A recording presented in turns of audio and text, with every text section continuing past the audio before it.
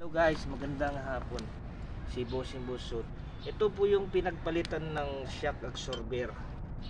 Ito po yun. Yan, ito po yung luma. Ito yung Toyota Vios.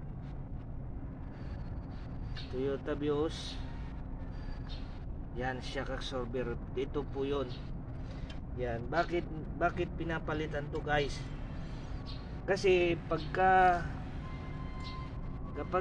bakit pinapalitan, ito po yung problema. Pag tinataas to, matigas. Pagka linubog mo ganon, hindi na kumukusa na nagba-bounce. Kaya ito yung problema guys. Saka problema pa dito guys, ito,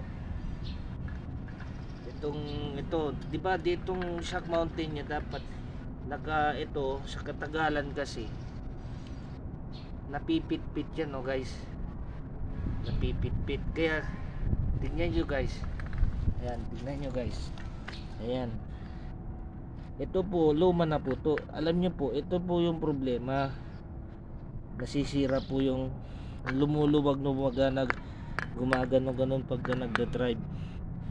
Yan guys, ito nagpalit po ko ngayon.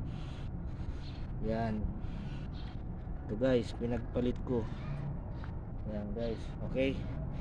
So nakita nyo na po kung bakit pinalitan itong buo na to, kasama na po to. Yan guys, thank you.